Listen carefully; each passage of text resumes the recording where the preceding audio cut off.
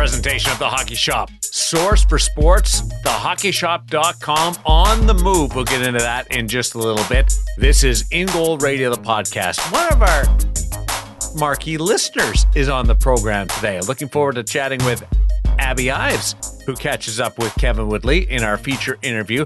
We also have the gear segment with Cam over at The Hockey Shop. PadSkinz, dress yourself up. Make it look fancy, change your color, game to game, week to week, whatever you want to do. And we also have a goaltender going into the Hockey Hall of Fame. And maybe by the time you listen to this, already into the Hockey Hall of Fame. Woody, your buddy Lou gets the ring. Yeah, one of my all-time favorites. And obviously, like, full admission here, there's no point pretending. I am completely biased.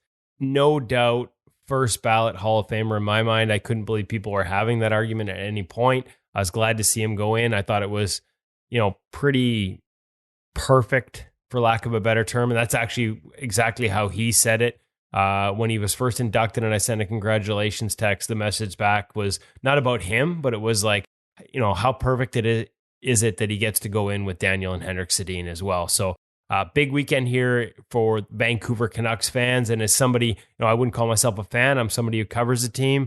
But you get to know them as people as well as athletes when you're that close to them for that long. And I couldn't be happier for the Twins, and I couldn't be happier for Roberto. I think it's so well deserved for a guy who, like 3 goalies in the history of the game have played 1,000 games. He was 1 season away from passing Marty Brodeur for the most saves all time. Probably less than a season. Probably needed about another 35 starts. One of the greats, a great ambassador for the game, and a guy who, if I'm honest, Aaron, probably inspired me more than we talk in the past about who got you into the game and who did you emulate, who did you want to like. To me, watching Roberto here in Vancouver for the parts of 8 seasons at a time when I was just learning the position, there's a lot of young goalies in this area that will tell you they started playing. Dylan Ferguson, we've heard from Jeremy Swayman wearing number 1 because of Lou. Like, he impacted a lot of goalies to play the position. But he also impacted this guy in his mid-30s as I was just starting out, getting to watch him every game. He had a really sound technical game for the time, but he also had that swagger, like the big glove saves. I saw Marc-Andre Fleury talk. Oh, yeah. The big windmill. Like, there was swagger there and there was some style there. And just, yeah, man, I loved watching Bobby Lou play goal. He made glove saves, and I'll go back to his junior time. He took 2 different teams to the Memorial Cup, which is unbelievable, and his World Junior Championship teams with Team Canada, playing on those squads. The only reason why Canada was competitive in some games was Roberto Luongo facing all those shots. But him being able to stretch that left leg out, almost like in a hurdler stretch, and make the glove save is one of the first images that comes to mind when I think of Roberto Luongo. Yeah, no, it's just, there was, like I said, some swagger, some flair, some style. Speaking of style, like how about, I'm looking up, first ever goalie feature I ever wrote was for Goalie News Magazine, which was run by Ian Clark. And as I've said before here on the podcast, that's how I got into it. And the cover athlete was Roberto Luongo. And so that was my introduction to sort of covering the position, was a 40-minute conversation with Roberto. And I think the thing that stands out the most is not the conversation, but looking at the cover of the magazine in the corner of my office was those cohos, those coho pads with the bright yellow. Like, yes. There was style there too. Like, there was swagger. There was everything about the position that we loved. And you know what there was above everything else, Darren? Consistency throughout. I mean, guy could just be counted on year in and year out to run around 920, maybe at the worst 919. Now, the 1 year with Torts here where the system wasn't a fit at all for his strengths, it dipped, but down, traded to Florida and right back up into the upper echelon. It's funny because we got a lot of goalies sort of dipping their toes into being a number 1 right now. And they'll do it for a year, and then there's a dip the second year. And that was one of the things that made Roberto great, was just his ability to perform at a high level year after year after year for 17 seasons in the National Hockey League. So I'm looking forward to the jokes because he's got a few of them. We saw a different side of his personality come out through Twitter, and I think that endeared him to more people. But those who knew him knew that side already. It was just nice to let the rest of the world see that sense of humor come out on social media.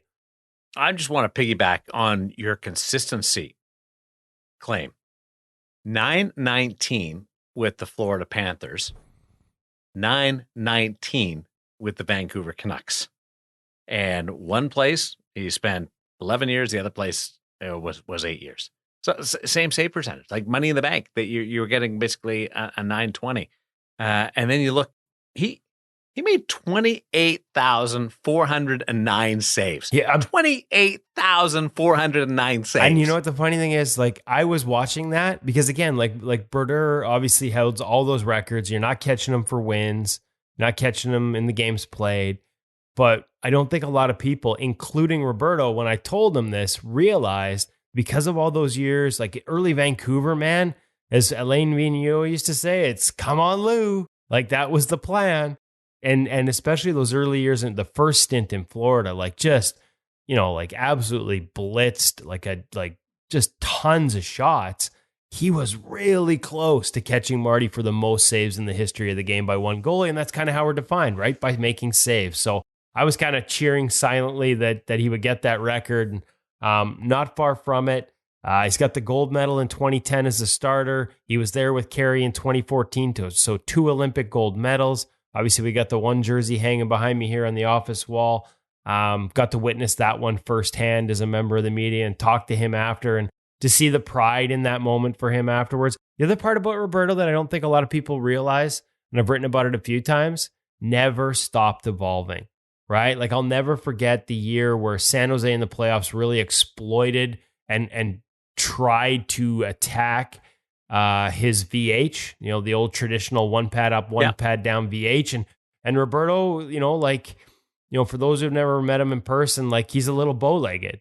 He looks like he just got off a 6-hour cattle drive sometimes. So holding that back leg above the goal line when he was in a VH was problematic. So you could kind of like jam away and force it down, into the net and pucks over the goal line. And teams were literally trying to do that. And I'll never forget, like, sending a message like, hey, what about this reverse VH thing that's starting? And so he got Ian Clark that summer to teach him the reverse VH down in Florida. Came back to Vancouver the next year. They weren't using it here. Rolly Melanson wasn't part of his repertoire at that point as a teacher. And Roberto basically brought it in and said, this is how we're doing it. This is how I'm going to start playing sharp angles. And you see the success. He talks about it. I've talked with him about it many times. Like, it was a game changer for him, extended his career. What are some of the other things? Like, he always, he'd go to the Reebok CCM summits and they'd build his pads the way he always wore them. And then he'd see the new ones because it's part of the summit. And he'd be like, whoa, okay, what's different here? Okay, we'll put that in my pads. I want to try that. Like, if it's going to get to the ice faster, I want to try the new knee stack. I want to try the new strapping. I think of, goalies being resistant to trying composite sticks, during his era. And he was one of them. He was in a foam core for most of it, but then he suffered a shoulder injury, started using a composite stick so that he could practice because it was lighter and he was getting over the shoulder injury. And so it allowed him to get out there because it was lighter, and he loved it so much that he never went back. Like, even in his last couple of years, he switched his skates, right? He was in those old Reebok, like 20Ks with a super low profile, but he's starting to slip out in them a little bit. So he went to a, no cowling, super tall VH skate. And so just his ability to access his edge and never slip out and get better pushes. He loved that. So again, just right till the end, always looking for ways to get better. He'd be the first to tell you, and he did to me many times, the position is constantly evolving. If you're not improving and evolving with it, you're falling behind.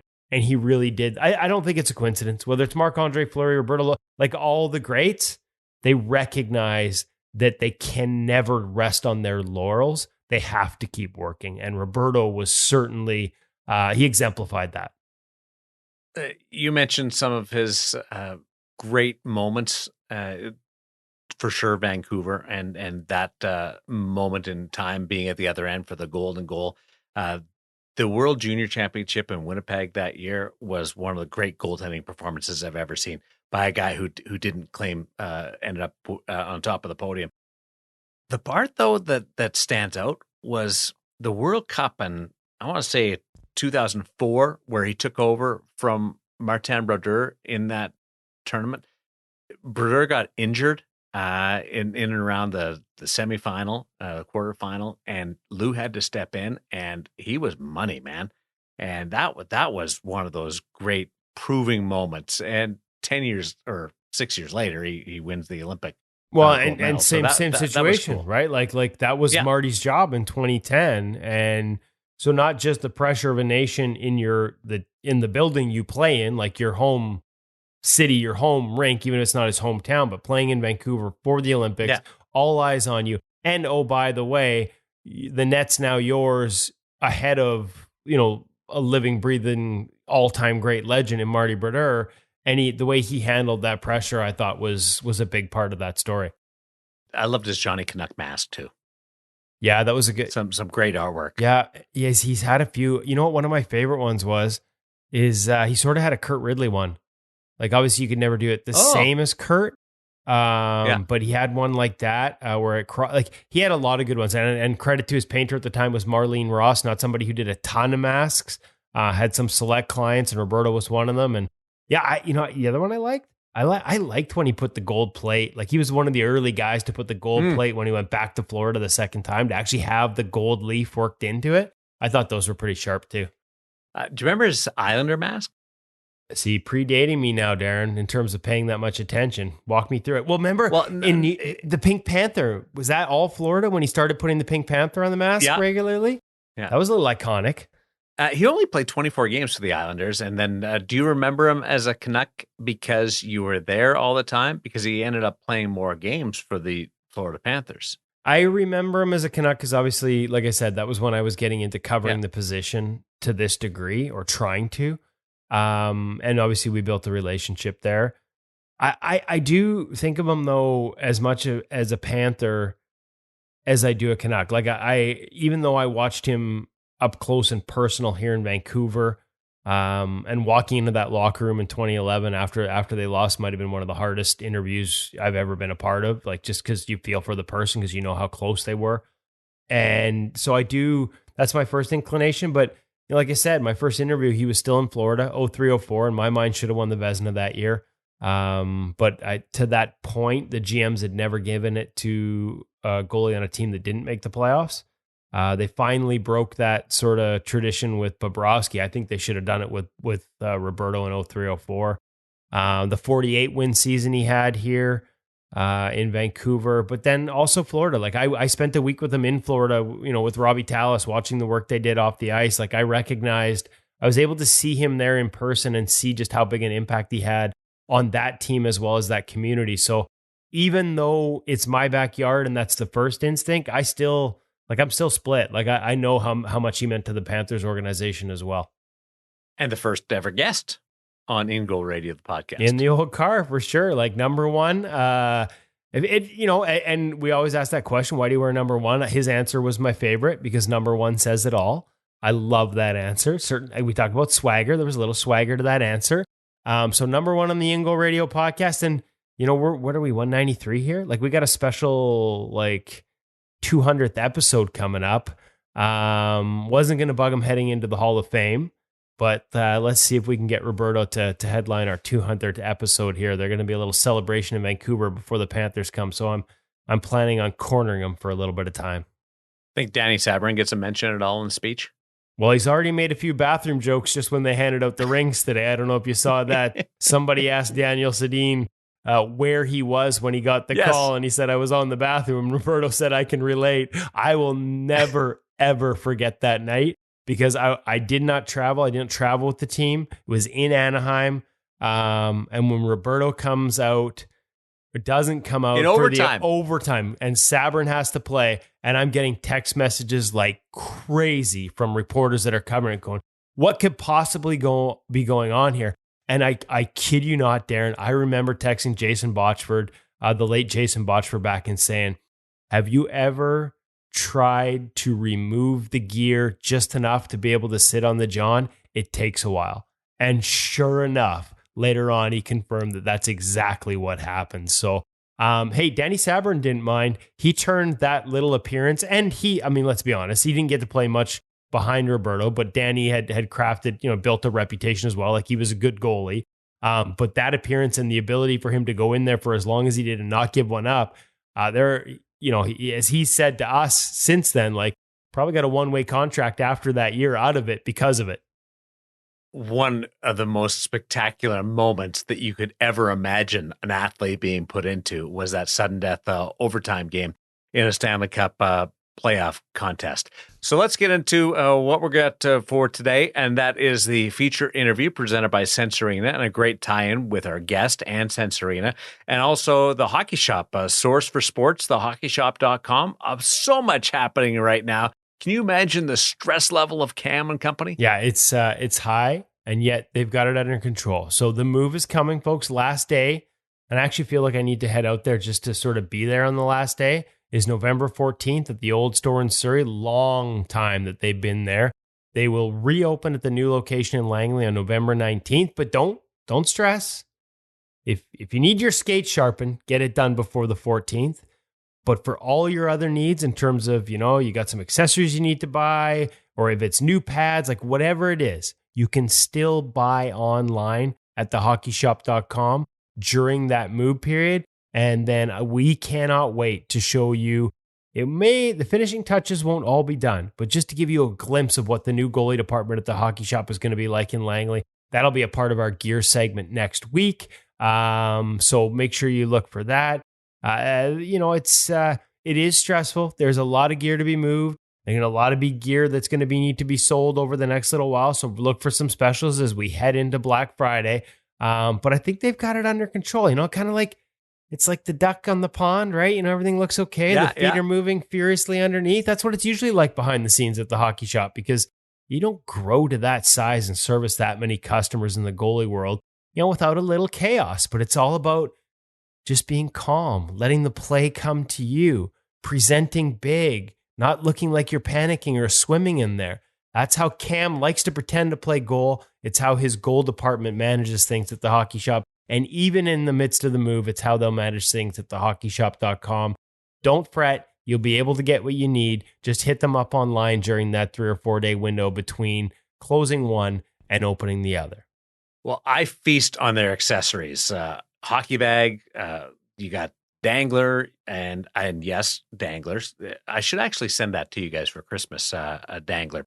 Also, the padded gear, undergarments. I love that. So all stuff that I bought through the Hockey Shop, thehockeyshop.com. And today we're going to talk about a good old staple of PadSkinz. Yep. Everybody, I think, knows by now what PadSkinz is all about. It's like a synthetic leather sticker kit, essentially, but it's not like sticker, not like you'd put on your laptop or your phone.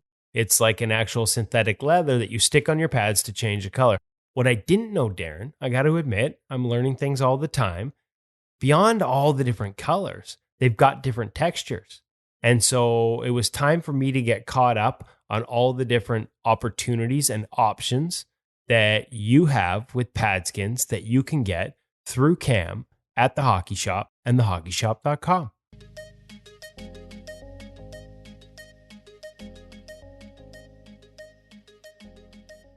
Welcome back to the Hockey Shop, source for sports. I'm here in goalie utopia with Cam Matwiv, who is pretending his PadSkinz is a microphone. That works, Cam. That works for me. You've rattled me. I feel like a player that can't come up with a good answer. We're talking PadSkinz today, folks. We've talked about them in the past. We're going to do a real quick hit here, update you. It's that time of year. Not everybody is on the same team they plan to be on. Maybe you got cut. That's the kind of thing that would have happened to me. Beer league teams always trying to get rid of me. Maybe you got called up. Maybe you got promoted. That's a positive be a little bit more mindset. positive here Pete today. Fry, the goalie mindset guy. You got called up. You're on a better team, and you need a new set or a new look to your pads, but you don't want to shell out, or the wait time's too long to get brand new matching gear. Yes. So how do you make your gear match? PadSkinz, literally. Like, look at how much of this stuff he has. Keep, might as well all keep the different colors. All of it right now. Cam's got pink for October, which we probably should have done this a month ago, but keep it in mind for next year. Exactly. Okay, so PadSkinz, it's a pretty simple concept. You basically cut the pattern out and you apply it to your pads. But there are wax, tracing paper inside included, paste it on your pad, trace out the graphic that you would like to do, back down onto now the actual PadSkin material itself, follow your tracing pattern, cut it out, peel and stick, and you're good to go at its basic form. However, tips. He's got tips. Let's hear. If you're super handy, I've seen guys do full on like custom graphics with these things. So now, world's your oyster. As much time as you put into it is how good it's going to look, in all honesty. Is there any, so there's like how it can look. Are there any materials, like I've heard, like say, for example, CCM Speed Skin, maybe it doesn't stick as well. Are there any other materials it doesn't stick as well to? And is there anything you can do to make it stick better? Now, we've heard this before too. One of the things that I've found as a quick solution is actually applying some heat to the PadSkin material itself before you do apply. Ooh, so, you get a hot looking pad if you add some heat. Bad joke. Just keep going. Let's take the microphone away. You threw me off now. Jeez. Take a hairdryer and actually use it to gently heat up the PadSkin material itself. So that's starting to activate that adhesive a little bit more. Now peel and stick and go. Now that should help to have it hold on. And keep in mind too, these are stickers. Let's level with you guys here. This isn't 100% set it, forget it for the next 60 years sort of thing. This is a sticker. It does have adhesive, hot, cold. It eventually is going to start to peel. That's why it is A, removable, which is great if all of a sudden teams change, things like that. But B, it can be obviously reapplied by cutting out the graphic. I think we need to clarify. It's a sticker in that it sticks on your pads using a sticker type adhesive, but it's actually like a... No, it stays. It's not going to fall off the next day. But the material is not like a sticker you put on your laptop or your car decal. It is actually like a synthetic leather-like or with adhesive material on the back, yes. There you go. So let's clarify. It's not just a sticker. And including, folks, I didn't realize this till I pulled this off the wall. You can actually, they have weave. So you can carbon, little texture to it. It's actually kind of a good look. Question for you. Would you dare put this? Because we see goalies go with weave on the inside of their pads for sliding surface. Do you dare try that with this to have an adhesive stuck on the inside of the pad? Now, if you would like some more clarification or would like to talk about that further, you can give me a call at 604-589-8299 because there are some tips and tricks that you could do, but I'd rather share those with you personally. Okay, got all the different colors. I got blue, I got red. Is that brown? Is that tan leather? Just so you can go like retro too. Yes. Speaking of retro, isn't there? I swear I talked about this before in a video. Oh yeah, I think I've seen this too, folks. A reminder: you can actually see Cam walk you through the entire process, and a few pounds lighter. About what? 6 years ago? 7, 8. 150,000 hits though. You're kind of a star. YouTube video, Cam, PadSkinz. Our YouTube channel will have it at the end of this. For those listening on the podcast, you'll be able to check it out. If you have any questions about PadSkinz, about how to apply them properly, about what type, whether it's the weave, carbon, or just standard, what color they have available, they got boxes of them back. They got everything. Make sure you give him a call. The number again? 604-589-8299 or 1-800-567-7790. And of course, you can always get it online at thehockeyshop.com. Yes. And if we are out of something in your specific color, let us know. We should be able to get it in for you.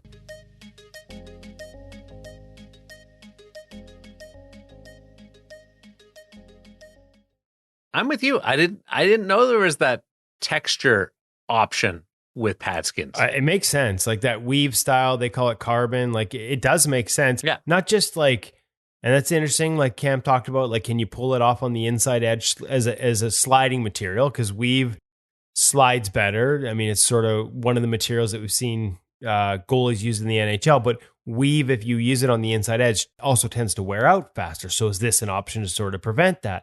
But it also provides a really sharp visual option. If you're just putting, strips or layers or designs on, the way the weave their carbon pops compared to a regular color is, I thought that was pretty cool. So again, I'm learning something every day. And you know what? Like if you want to apply it, we teased it in the video there. Make sure you watch the video, go to YouTube, go to IG, our Instagram, check out all those spots to actually watch the video, not just listen to it.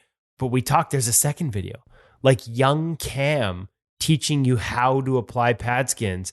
And like 6 years later, it still stands up as the definitive article on how to do it properly, or the definitive video. and he's got almost 150,000 views. No wonder his head's so big now, Darren. Like, not only with all the views we throw at him, 150,000. He's a YouTube star. Justifiably YouTube star. I'm a little bit. I'm jealous. With a big head. Yeah, I'm jealous. I got nothing with 150,000 views on it. So here is a question for you. You have maybe some older pads where the slide is worn down, right? And there's been all kinds of different home options. Like I could use wax. I could do put on sew some new material on there. Could you put PadSkins to freshen up the slide of some older pad? I think in theory you could, as Cam talked about, there are certain limitations when you're dealing with the inside edge. Like if it doesn't wrap around the front of the pad, you have that potential that it's going to get caught and grip and cause issues with peel. But certainly especially on say a pad, although they slide so well by default, Bauer's arguably the best sliding pad anyways. But if you have wear there, because that inside edge just wraps right around, right? It's all one piece. You'd easily be able to apply it there. I think on other pads, you could probably just go over any seams and just run it over as long as you were able to keep a good adhesive stick. So, I mean, certainly worth an experiment. And, it's interesting. I was playing against at a skate a couple of weeks ago, a junior B goalie locally who's actually 20 years old and dominating local junior B circuit. He actually had duct tape over his pads were so old that he had duct tape over the inside edge of the knee stack. So I think for him, maybe swapping out some PadSkins instead of the duct tape would probably help even more. Wow. Yeah, these pads were on their last legs, and he's having a killer year in junior B, playing with pads that are literally being held together with baling wire and duct tape. In the duct tape, quite literally. It was incredible. Baling wire doesn't slide at all. No, not at all. Okay, tried that one. Yeah, don't even go down it's a good expression, but no practical application. Yeah. Well, Sensorina is a good way to improve your game, though. The Sensorina VR feature interview this week, Abbie Ives, and Abbie's a great story, awesome background, and also a real believer in Sensorina. Not just a real believer, the number one user in the world, evidently, of Sensorina. So, and I'm not going to give it away, folks. I'm going to let her tell you how she uses it, but it was really fascinating to listen to her talk about A, how she discovered it and where she saw its value, and B, how she's since adapted it into her warm-up routines, both for practice and for games. And I'll give you the hint, it's not just about getting out there and actively stopping pucks. For her, it's more about being able to just see pucks move around and come at you the way you would in a game environment. Think of it as visualization, but you don't actually close your eyes. You're actually seeing it and feeling it. So I thought that was fascinating. I do think, the origin story, and we'll let her tell it, but is tied to the concept that unless you're playing in the NHL, you're not on the ice enough as much as you would like. And so how do we see pucks? Ice is expensive. Ice time is expensive. It's hard to get.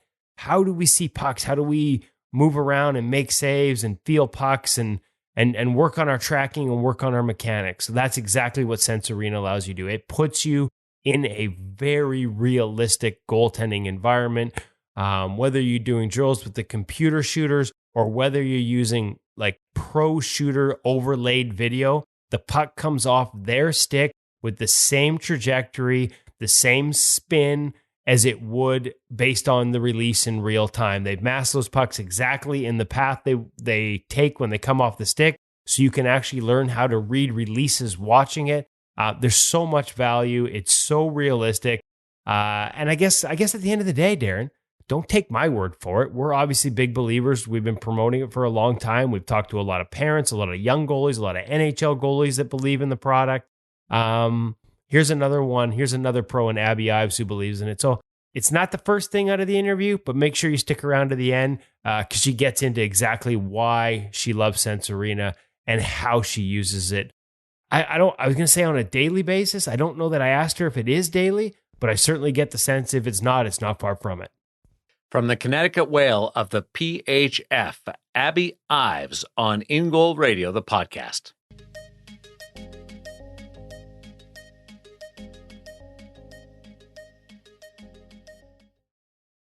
Really excited to welcome to the InGoal Radio podcast for the first time from the Connecticut Whale of the Premier Hockey Federation, Abbie Ives, a Quinnipiac graduate who has been with the Whale now for 3 years, the last 2 with the PHF, the first one with the NWHL. Before we get into the pro career, the college career, welcome. Thanks for joining us. Thanks, Kevin. Thanks you so much for having me. Big fan. Like I said, I listen. I would say I binge listened to the podcast this summer. So really love what you guys do. Okay, so I got to ask then, where's we hear a lot from parents that listen with kids on the way to the rink in the car. It seems to be a frequent one, or on the way to tournaments. Yeah. Where do we fill the gap for? Where do our interviews fill for you in the day? Where are we listening? Definitely in the car a lot. I live in Connecticut now, but I'm from New York, and it's like an hour drive. So, if I go meet my parents or something, that's definitely like to listen to it then. I actually listened to one when we played this past weekend, and I listened to it on the bus to Boston. And then sometimes if I'm just kind of don't have a lot to do and just on my computer, I'll throw it on. So a lot of different places, but I'd say the car is probably where I listen to it the most. Okay, so playing in Connecticut from New York, favorite interview? Is there any chance it's the time we spent with Henrik Lundqvist this summer? Is that, or are you I don't know if that's by default you have to be a Lundqvist fan if you're from New York, growing up watching him, or no? Definitely a fan, and that was probably like peak childhood was when he was kind of like starring for the Rangers. So that interview was awesome. I really love listening to Demko's interviews. He kind of comes around Connecticut in the summer to train. So I've been on the ice with him when I was really young, but I always hear people I've skated with some NHL players and they're always talking about things he said. They're like, oh, Demko says half the goal is going through the goalie or something. He just seems like a pretty well thought out guy. So I like listening to that. Another guy from Connecticut, Strauss, man. I just listened to that one. He's fascinating. So yeah, lots of good ones. I like them all. I was just going to say, and we had obviously Spencer Knight on as well recently. Yes, so another guy that trains there. I think actually trains with Strauss. So have you had a chance to, you talked about being on the ice and being around these NHL guys? Is that part of your routines in the off season, or what does that look like in terms of? It's funny because do things translate? When you have the opportunity to skate with NHLers, do they translate the same for you in your game? Yeah, so it's actually funny. I'm sure by now, the reason all these guys are around here in the summer is because of Prentice Gym, right? In Stamford, and so Stamford, that's in Connecticut, and then the town over in New York is Bedford, which is where I'm from. So my goalie coach, growing up, probably from when I was 13 to now, his name's Matt Voidy, and so the Prentice Gym would have all those guys skate twice a week in the summer, and a lot of times they would be looking for goalies because the goalies that train there maybe just wouldn't want to come out, or like Jonathan Quick would be out there. But so Matt, they just asked goalie coaches, and they would put out college pro guys. And when I was 15, they needed a goalie, and I think Matt didn't tell them that he was sending me. He just called me and was like, all right, you're gonna go skate with these guys. So when I was 15, I was out there with all those guys. And it was awesome. And the big thing, Matt, he would be out there for those, and he would just tell me just be calm and, see how long you can hold your feet. And then, I did that for years skating with them, and he would, I saw that I could be patient out there, and he was like, you can be patient out there. You can be patient anywhere. So I would say that would be the biggest thing that translates, is just gave me confidence that I can go against these shots and play the exact same way I'd go against a girl shot. So I love it. I was planning on asking you, I fully intended, you've obviously listened to the podcast, we always start with where did it begin for you? Yeah. But I've already started down this crazy path. I got to keep going. I got to pull on that thread. Be calm, hold your feet. We hear it so often, right? And it's become so key to today's game with everything moving east-west and the ability to not commit early to your knees, to react into shots as opposed to reacting down and then reaching out for shots. Yeah. Sometimes real easy to say, Abbie, but really hard to do. Yeah. What are the keys for young goalies listening right now? Like, how do you develop that mindset, whether it's in practice like that or in a game, of patience, holding your feet? How do you do it? Yeah, I think for me, like in my game, literally everything ties back to patience. And I think what I've found works for me is when I start thinking about when I'm facing a shot and I'm thinking about, okay, I need to make this save. If I make this save, then, we're still winning by this much and all those thoughts, and it just goes crazy. So it's for me, when I'm thinking about outcomes, it's impossible to be patient. But when I face a shot and all I'm thinking about is I want to watch this puck leave the blade, I want to see it traveling in the air, and I'm just going to let myself react. That's what's worked for me in terms of being able to be patient, because, and this is something kind of Matt helped me realize, was it's happening so fast. You're not going to think like, oh, here comes a puck, I'm going to move my blocker. All that kind of happens subconsciously. So all I can do is just keep my eyes on the puck and just watch it leave the stick. And that's really all I found that I have to do. And then from there, I just kind of let myself react. That's what's worked for me. So watching, keeping eyes and sort of staying on the puck through a release sounds like a real mantra for you. Is there anything just in terms of, other than thinking about it and saying it, is there any sort of, like, is there a setup? Are there mechanics that allow you to do that better? Like when you feel like you're on your game and seeing that puck longer through the release, is there a trigger for it? Is it just strictly mindset? Yeah, I think something I'm like telling myself like 100 times a game is just see the puck in the air. So when the puck is traveling in the air, I still want to be in my stance and just watching it. And I know that I'm not seeing it if like I watch video of myself, is it's in the air and I've started like moving a direction. Like sometimes you'll see someone drag the puck and just subconsciously I start moving that way, and that's when I know I'm a little off, but I know I'm on if I just am completely still just watching it. All about seeing that release. It's amazing how, again, it's one of those things that we all know we should do, but in terms of being able to achieve it, like I said, sometimes that's easier said than done. Yeah. No? Yeah, it's like the hardest thing in the world. I think, like I said, everything ties back to that for me. So that's always like the main priority, and then everything else kind of branches off. I love how you said, if you're seeing it, then all your reactions, you don't have to think about the glove or the blocker or shifting. Like it's all just going to happen. Now I got to go back. I got to know, like you're 24 years old, third year pro already, had a great career in college. What got you started? Clearly love for the position. Where did it start for you? Yeah, so for me, I think my dad, he's played hockey his whole life. He's played goalie pretty much his whole life. He's from Minnesota, so he has that background. And then he came to New York, met my mom. And I think when my brother and I were really little, he just wanted us to learn to skate, basically. And my brother like had no interest in it. So then it was just me. And he just put me in like learn to play hockey. Did that for like a year.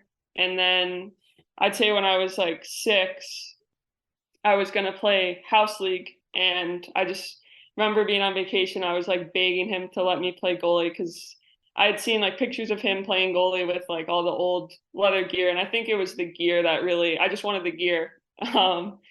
So I just remember begging him to let me play, and he finally did. So, and then obviously been playing ever since. Sorry, you mentioned the age group there. Was there a point where it went from, just I want to do this because dad's doing it, to where did you start to transition into really sort of digging into it? Because it's a position that at the young ages, you learn instinctually, but increasingly at even younger ages, we start to get taught. And so where did you sort of cross that threshold? And did he play a role in that? Like, was he also, was dad the goalie coach for the early years? When did that start to change for you? So I would say, so I started playing goalie when I was 6, and I would say from like age 6 to 12, I was playing boys hockey, and it was just like all about having fun, to be honest. And my dad, both my parents, and this is, I feel like, pretty different from a lot of my peers, they never like gave me really any advice. They just, every game they're like, "Oh, great game. You played great. Like that was so fun." So that was pretty much my whole childhood. And then I'd say when I was 13, that's when I started working with Matt. And that's when I kind of realized a deeper passion of like, oh, I want to be really good at this and I want to go somewhere with this. And that's when I really started working on my game. I feel like from age 6 to 12, I was not like getting better or anything. I was just playing, which is good, I think. But I would say once I got to high school, that's when I really dove into getting better and working on my game. Well, I was going to say, like, looking back now, because we quite often, that's late by today's standards, right? Like normally, like we see kids getting goalie coaches and position specific coaching at, 7 and 8. And yet the number of guys that I've run into right up to the National Hockey League, and Braden Holtby was my sort of the first one that opened this line of questioning. And I started asking it that didn't have that, like in his case, his dad was a goalie in the WHL. And he's like, no, you're not going to be a goalie and get goalie specific coaching unless you keep playing out to 13. Do you think there's value there? Yes, you were having fun, but learning to do it on your own, learning to develop your own instincts, learning to read the game. Yeah, definitely. I think like I said, I really realized my passion to want to play at a high level completely on my own. Like my parents were just supporting me. And I think the fact that I realized it on my own has just done so much for me, because every day, like, when I want to work at it, I know it's me and it never came from anywhere but me. And I think like looking back, and I'm sure some kids like have the cognitive ability to kind of learn to read plays like when they're younger. But when I think of those years, like I had no idea what was going on, like in terms of like reading a play. Like I was just out there. And I'm sure like I play for a boys organization and we had goalie coaches come out, and I'm sure that they would try to, teach me stuff, but I have no recollection of that, like it was just like, I didn't care. Like all I cared about was I was just there on the ice. Like, where's my dad? Is he watching? Like, what are my friends doing? So I definitely think like I didn't get that until I was ready, and I made the decision that I was ready. So self-driven, self-motivated. That's probably, like you said, the best way to do it in terms of rather than being pushed. You probably had friends, you probably had peers that had to be pushed to do it. It sounds like you really came to it on your own. Yeah, for sure. Okay, you said gear, and that was a big driving motivator. I know you're last I checked, looking at the images, in Vaughn gear still. Yeah. Full right the whole time? Was that imitating dad, or was that just natural for you? Are you left-handed? Or I had to ask that, and I'd be curious if your dad was as well. Yeah, so I'm honestly like, I'm so weird. So I am left-handed. I write left-handed. Okay. I played softball growing up, and in softball I catch with my right hand, or my left hand, which is the opposite of hockey. Yeah, I don't know how that happened. But so hold on. So you're left-handed, but in softball you threw with your right and caught with your left. Correct. And in hockey you catch with your right and use your stick with your left. Yeah. All goalies, you use the word weird. We're all different, but that's definitely, that might be a take the caker right there. Yeah. It's so weird. But I mean, yeah, I was so little when I first picked out my first glove and blocker, and I guess it just felt right. And then, I've used that ever since. I think I honestly had a coach when I was little who wanted to switch me to the other way, but I was like, no, like I can't do it. Like I couldn't imagine doing it. So was gear ever an issue? Because especially at a young age, especially for using association sets, sometimes it's hard to find that full right catch and glove. Yeah, my poor dad and mom had to like cart me all over the place to try to find. Well, then we just started ordering it online because no hockey shop ever had it in stock. So then we would just order it. But yeah, my poor parents had to worry about that. Okay, so you sink yourself into the position. You decide this is what you want to do at 13, and not that many years later, you're off to college. Can you walk me through that path in between the two? And when it became something that you thought you could do at a collegiate level with Quinnipiac. Yeah, definitely. I think like the growth I had in high school, it's like astronomical. And I think that's for a lot of kids, like, you know, you get a lot better in a short amount of time. But I would say my dad would always show me like the Minnesota Gopher games, and I was like, oh, that's what I'm gonna go to University of Minnesota. But I had no concept of what that really meant. I just like I just thought it was a given, like, oh, I'm gonna go play college hockey. Like I didn't know anything about recruiting or anything. And then when I was a freshman in high school, I think I switched over to girls travel, and we played like a little showcase at Cornell. And we played the game, and then we went to the Cornell game at night, and that's when I was like, oh my God, like I want to do this so bad. Like, how do I do this? And that was sort of like when I looked into like what it's going to take, what's recruiting like, you know, and my parents didn't really know anything about it either, but the youth organization, like the head of it, she had gone to Wisconsin. She was really helpful to us, just like walking us through the process. And I would say that year, or maybe the next year after that, maybe my sophomore year, is when Quinnipiac, I think, came to one of my games. And Quinnipiac's not too far from where I grew up. It's like an hour away. And my parents actually had taken me to some games when I was little, and that was like I was like, oh my God, like, how do I get here? And yeah, they came, saw me play, and that kind of got the recruiting process started. And then I went to visit, and yeah, it was the same thing. It was just like, I just couldn't believe like that this is something I could do, and I just wanted to do it so bad. And then yeah, eventually committed there. So advice for others? We probably got a handful, probably more than a handful, frankly, that'll listen to this and might be just starting that. They're either in the sort of beginning of the recruiting process, or maybe their eyes have just been open to, oh my God, I want to do that. I want to be there.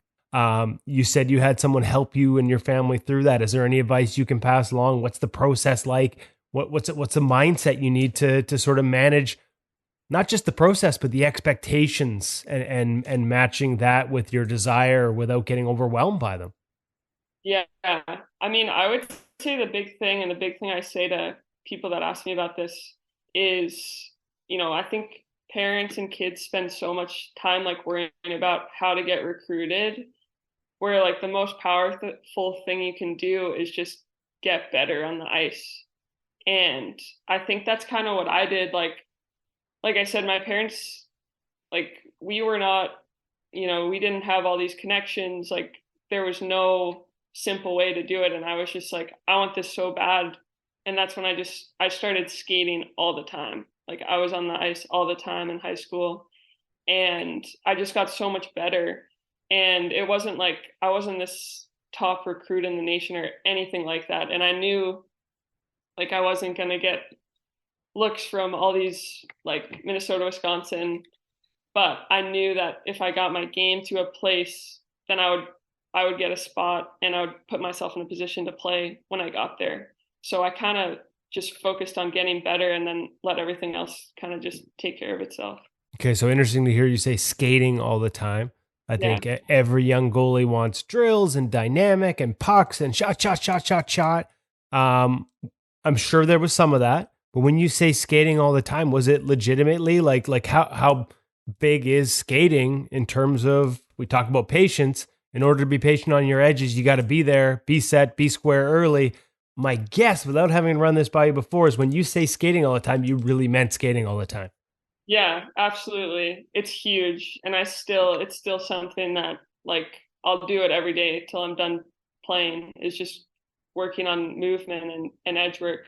And I think Matt was huge for that for me. Like he always had me doing edge work, and like RVH was just kind of becoming mainstream, and he had me doing RVH all the time. Like, and by the time I got to college, like I got there and I could do it, and a lot of people couldn't just because I'd spent so much time on it. But I just had so much desire to get to the next level that I just would go on the ice all the time, like more than I should have.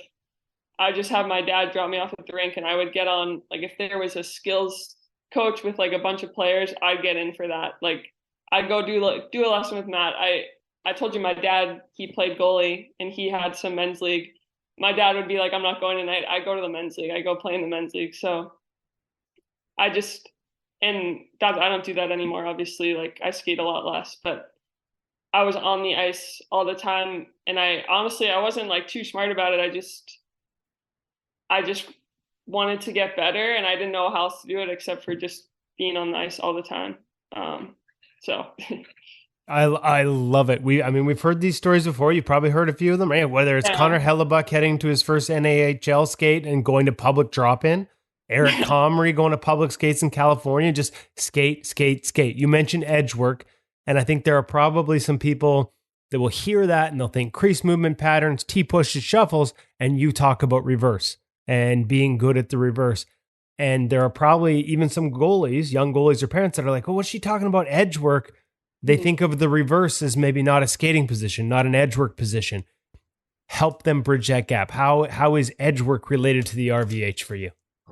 Yeah, so, and, I'll work with kids now sometimes, and it's so huge. Like, and this is a big thing Matt would say, if you're going to go down in the RVH, you have to be mobile in it.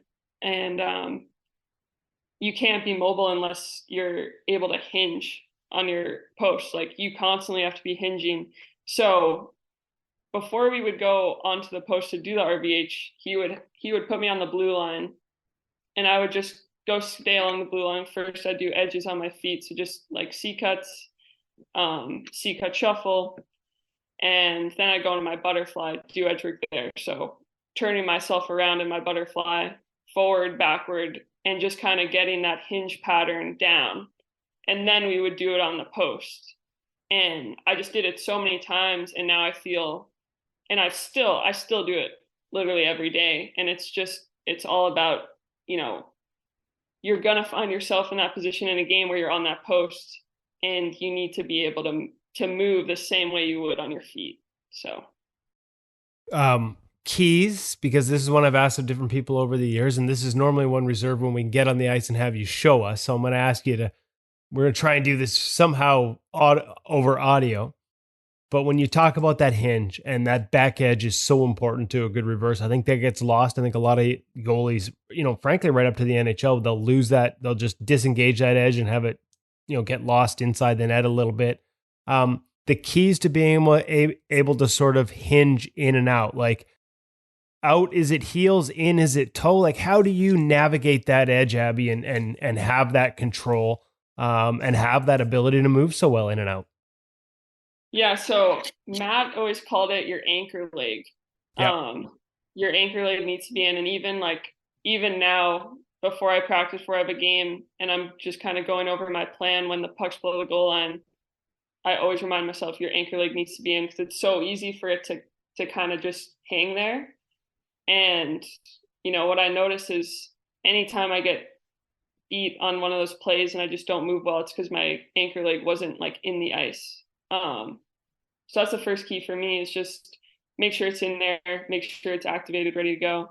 And then from there I kind of like to use the post as leverage. So when I'm hinging, I'm pushing my body weight into the post, and that pressure is what moves me. So when I teach kids how to do this, like the mistake they always make is they don't put any pressure into the post. They're literally just moving their leg and not moving any other part of their body.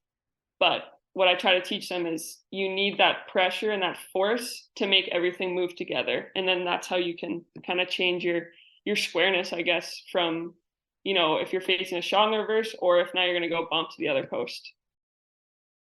So you go through that process. You're working all the time with Matt. You end up going to Quinnipiac. Do you have access? And I apologize for not knowing this in advance, but do you get there to the NCAA? You've reached that goal. Do you still have access to a goalie coach on a regular basis, or were you having to manage your own game a little more?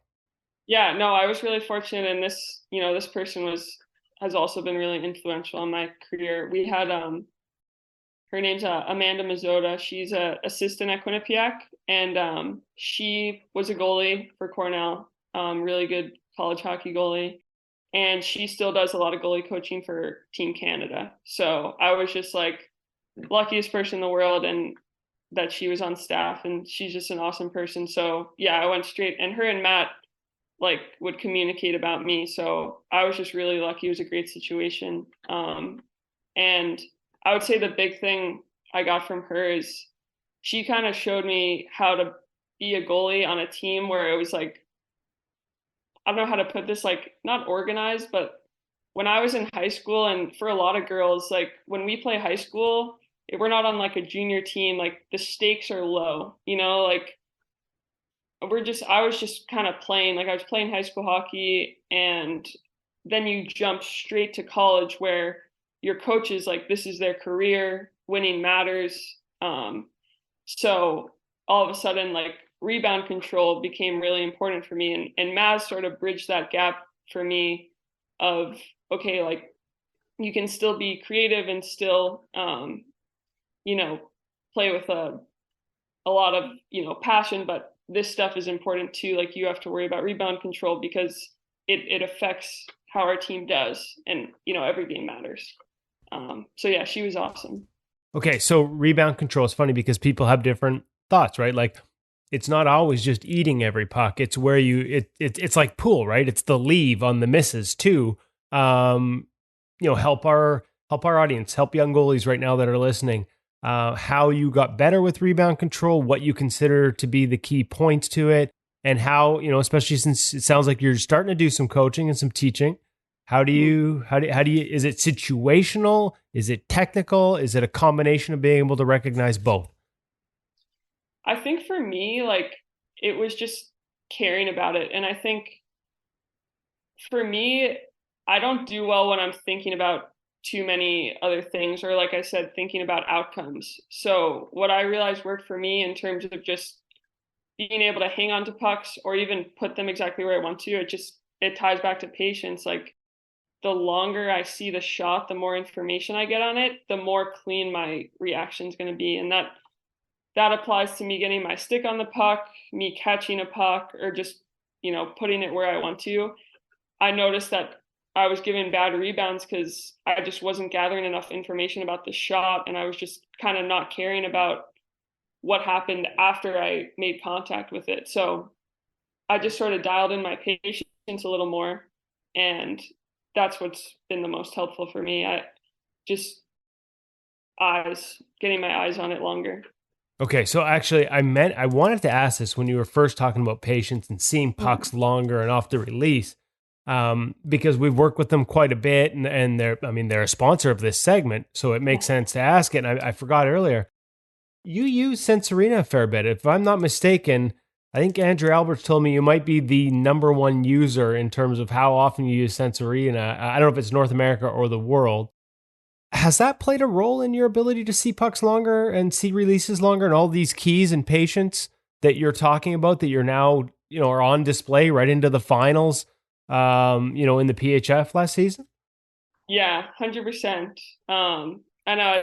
I think our owner told me at our game, he's like, you're the world leader in like time used on Sensorina. I was like, wow, that's just funny to hear. But I love it. It's unreal. I think it's something I wish I had in college, and like even before that.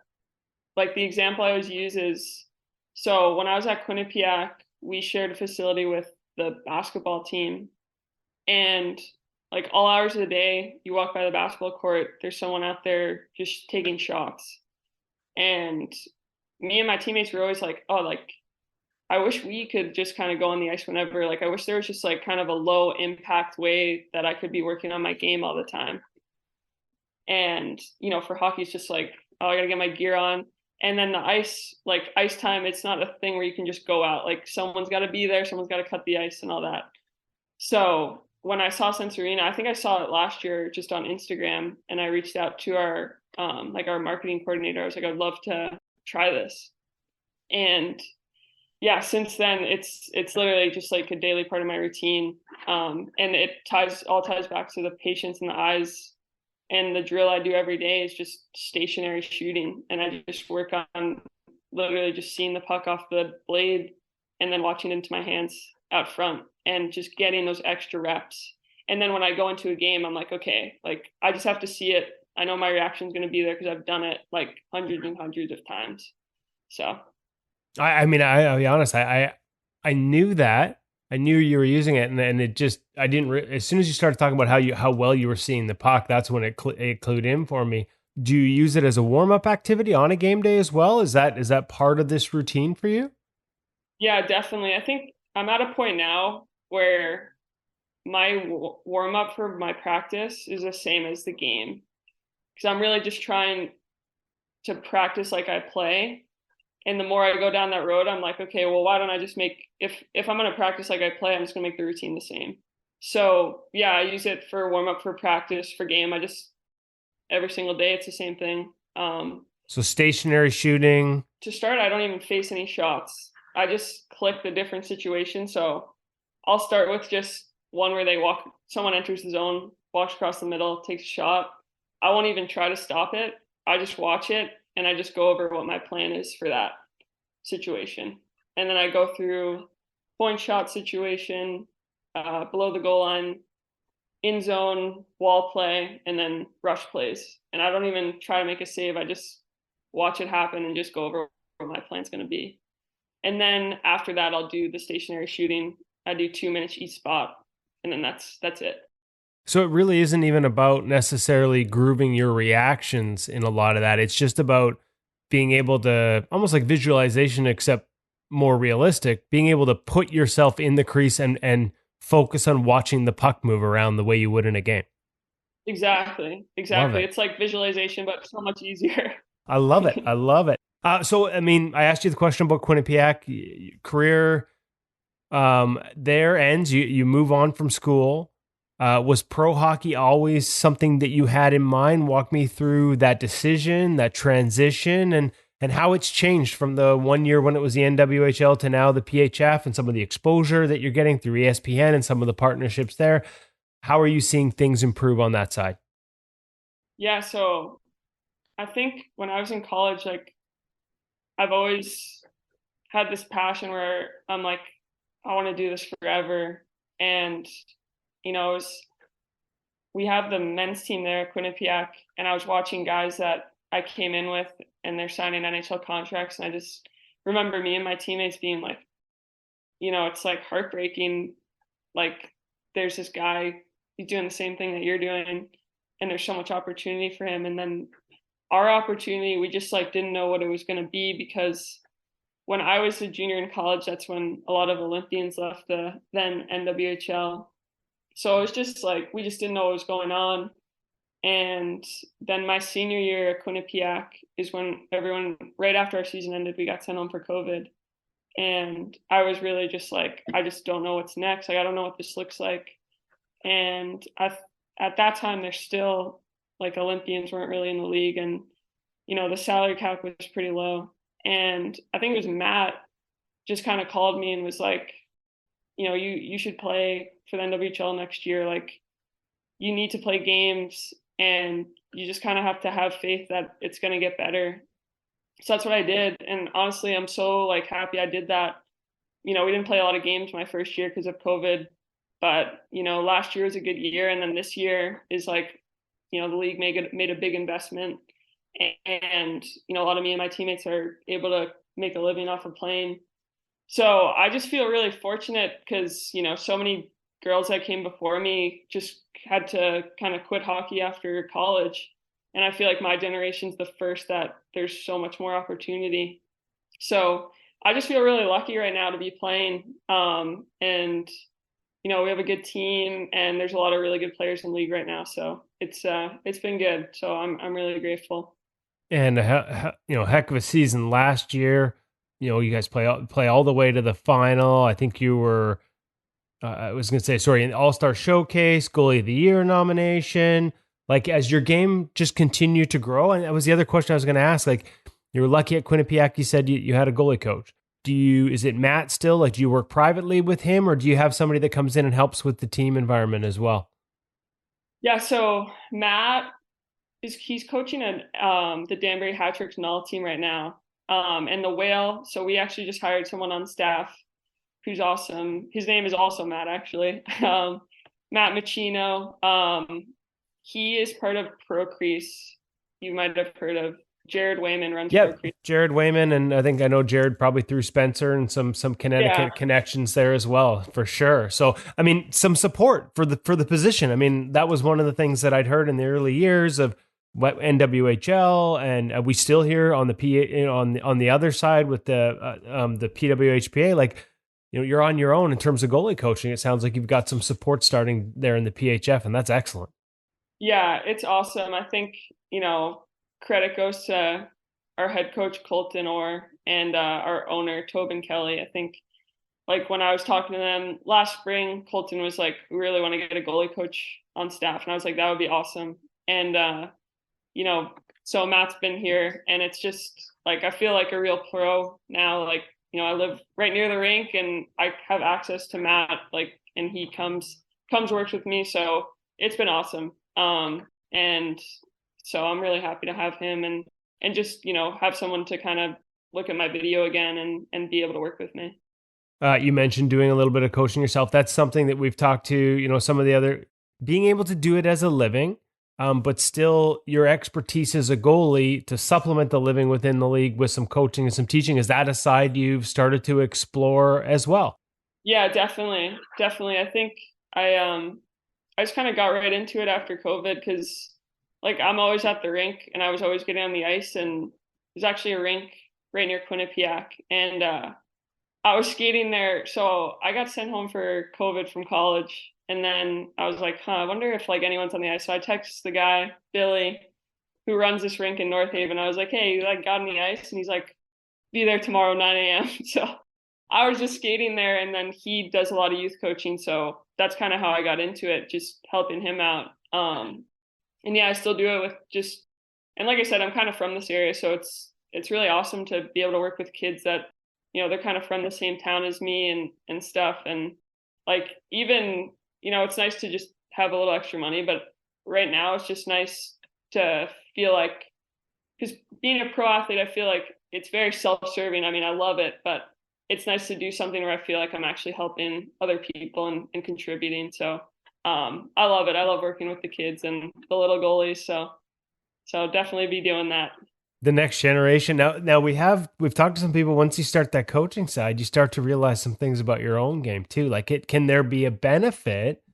Not that you're changing stuff, but, like, the game's always evolving, right? And so the more goalies you work with, I mean, this goes right to Mitch Korn. Like, Mitch Korn, I used to ask him all the time, like, you've been in the NHL for all this time, should be in the bloody Hall of Fame, and yet every summer you pack it up in a van with a group of guys and you go do your camps all over the place. And his answer is that he's learning from the goalies. As the position evolves, he gets access to all these new goalies every year that bring new ideas and new concepts and new strengths and new weaknesses. Can there be a benefit there to just getting on the ice with kids who might see things a little differently? Yeah, absolutely. Absolutely. I think, you know, it's all a process of whether you're teaching it or you're the goalie. It's like it's a collaborative process, and you're kind of like figuring it out together. So yeah, definitely. I think even like I was saying about the anchor leg, like, it's so interesting because I don't really remember what it was like when I learned that. So now teaching kids, it's interesting to see, like, where they struggle and you know, that emphasizes what makes it go. Like, the anchor leg's so important. Now I know, like, wow, that really is, without that you'd have nothing. So yeah, it's honestly, it's like a dream job to, when I'm not on the ice, I'm always on the ice, but when I'm not in my gear, I'm still getting to kind of, like, learn and like I said, help kids too.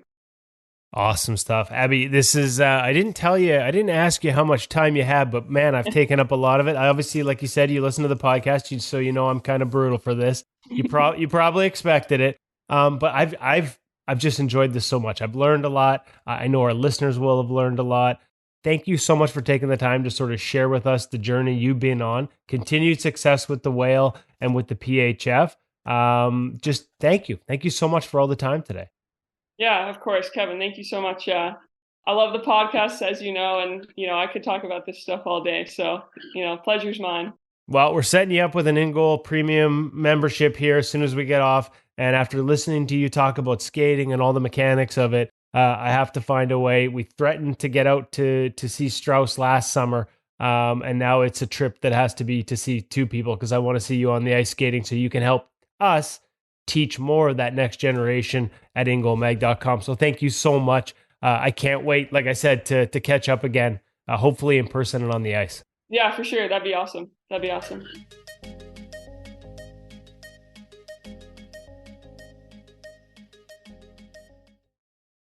There's certain interviews where we connect with an athlete and I feel like I've stumbled on something. I feel like I've come across something that I want to get to know a whole lot more, and we'll be following a whole lot more. Abbie, I know you're a listener of the podcast. I can't wait to track your progress. And it's one of those ones where sometimes we know the goalie because we had past interactions, and so the interview just rolls. Next week's guest is another right-catching goaltender, Michael Hutchinson. Just caught up with him, and we're setting him up for next week. Me and him have had little conversations over the years, great conversations, but they've always been short. But you went in with some kind of background. This is almost like a get to know you session because I didn't know Abbie. I didn't know much about her game, just sort of what I read on the Hockey DB, the history, the success at Quinnipiac and her time in the PHF and the NWHL. And I'm with you, Darren. Like, I just love it. She was so open and kind with her time and her insights. And I thought that she delivered her answers in a way where there was a takeaway there, where if you were a young goalie listening and paying attention, you're going to get something out of there that's going to help make you better. Like when she talks about starting to branch out into teaching with young kids, like I'd want Abbie Ives to work with my kids as a goaltender because there seems to be a real passion for understanding the position that I thought she translated so well into her answers. And I would imagine that would translate on the ice working with kids as well. And I would argue not just kids, but goalies of all ages and at higher levels as well. The way she talks about holding her edges and the thought process that goes into it, the way she talks about the movement and the skating and the passion for it. I mean, clearly just somebody who's really immersed herself in the position, learned a ton about it. And those tend to be the ones that when they can relay it that well to us, they probably relay it well to others that they work with in a coaching environment. Kindred spirits you see an open sheet of ice, you want to go out and you want to do goalie movements. Yeah. That's like just. I thought I heard when she said that, my mind went right to Eric Comrie because we've heard, right, like from him, like from a young age when you couldn't get any other ice. And even Connor Hellebuck when the NAHL, when he was getting ready he couldn't get ice and he was getting ready for tryouts and using that. And, that's the passion you have to have. And what I'm really was happy to hear her say towards the end, and then a little bit after we stopped the interview and just chatted a little bit, was it sounds like they're getting there with the Premier Hockey Federation, with the PHF and with the women's game at that level, where this is the first year, she said, with the money they've invested and the investments they've got this year, that she just feels like a real pro.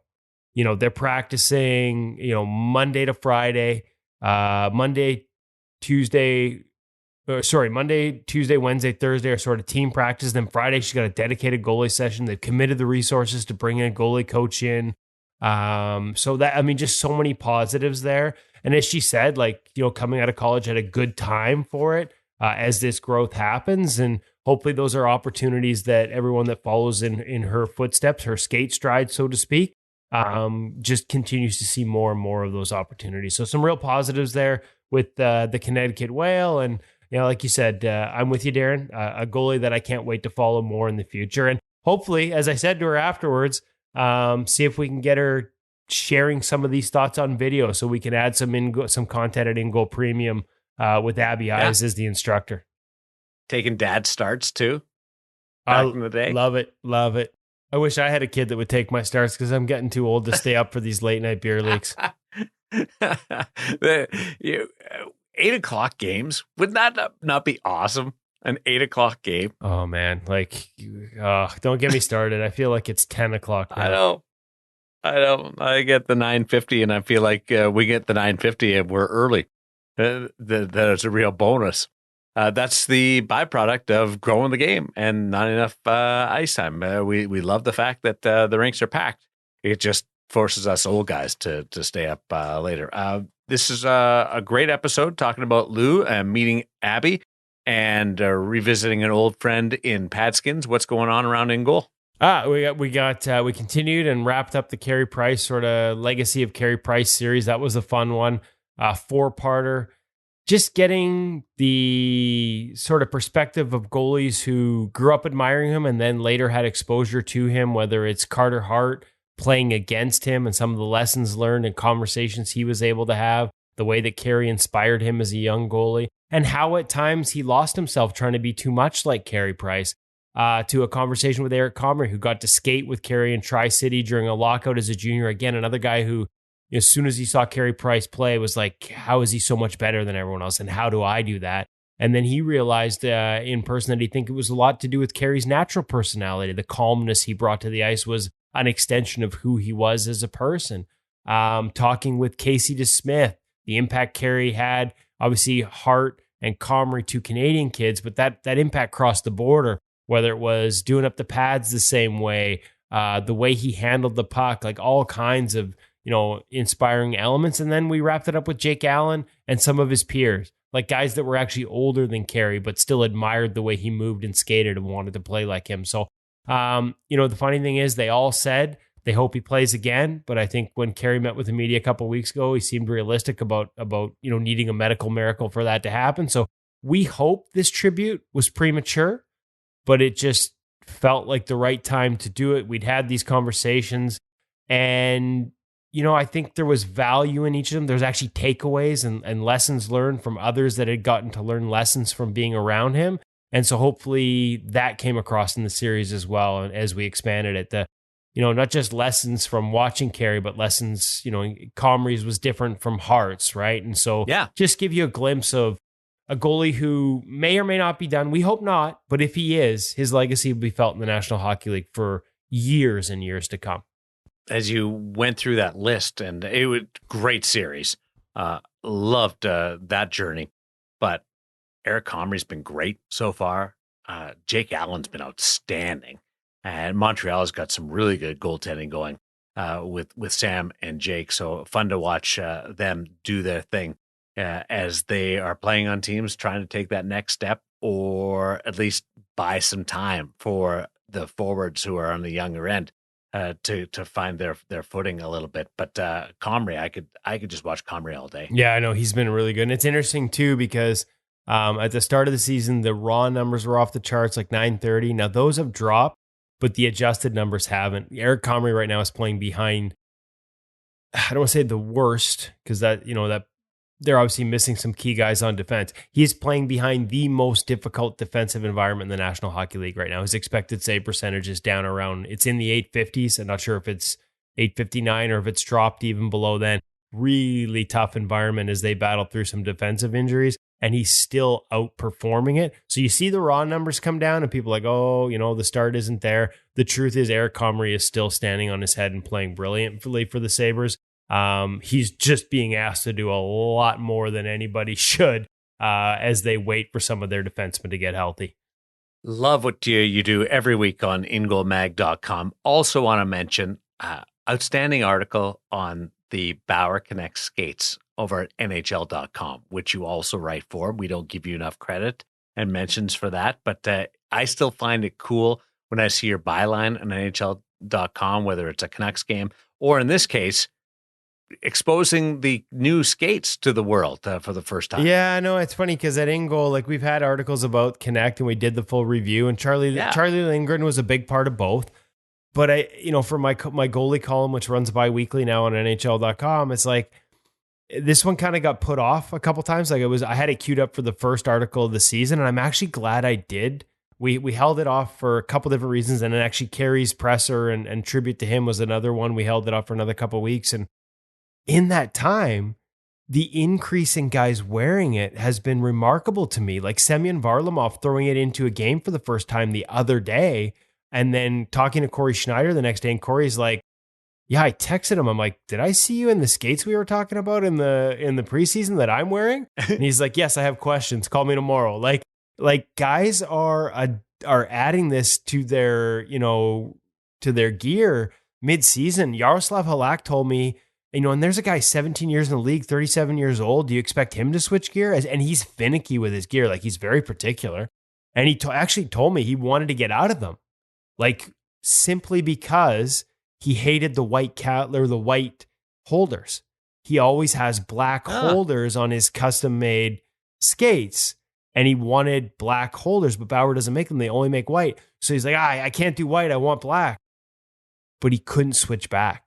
The comfort. Really? He could not get himself to switch back because he loves the skates. So, Antti Ranta hasn't worn him in a game yet, but I know he's close. He told us on the podcast just last week how close he is in that process of getting comfortable with him and getting them broken in. It really is kind of remarkable to see.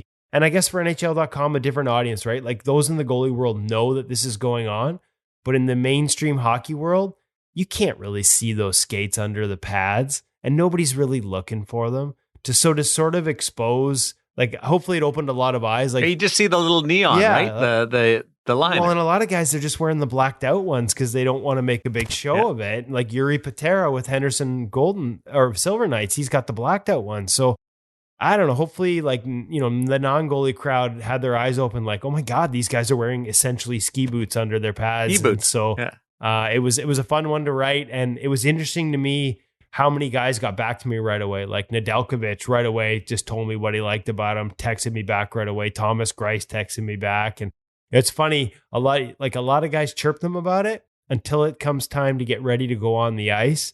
Man, do not underestimate how much these guys love just slipping their feet into that boot and putting 2 buckles on, and they're gone. Like, there's a great story. I'm going to leave this as a tease for next week, folks. Michael Hutchinson in next week's episode tells a great story about Roberto Luongo and tying skates. And maybe, just maybe, if Bauer had been a few years earlier with the Connect skate, Roberto Luongo would still be playing. Really? Yep. It's a great story. That's what we call a tease, right? And let me tell you, make sure you stick around for next week with Michael Hutchinson, because he was fantastic in our interview today. I have not had a chance to wear them on the ice, the Connect skates, but I've put them on once, and it's a game changer. I want a pair so bad, because just like tick, tick, boom, on. And I want to be able to skate on them, but just being able to clip them in two buckles, I'm sold. Sold, but also sold out. So you might have to wait. Talking about Bauer as we were prepping this, things have gone so well with this skate that they've got more coming from the manufacturer. It's gone that well as it's going in the NHL with 12 guys, 17 in the American Hockey League right now. It's going just as well at retail. So it looked different. It was different. There were questions about it, but it's been a big hit. And I think for a lot of reasons, Michael Hutchinson, again, not to give too much of the interview away, but he talks about how much better his body feels after playing a game wearing these skates. So lots to get into next week with him. Can't wait. Love it. Thank you to Abbie Ives, as well as Cam over at the Hockey Shop, and you for listening to InGoal Radio, the podcast.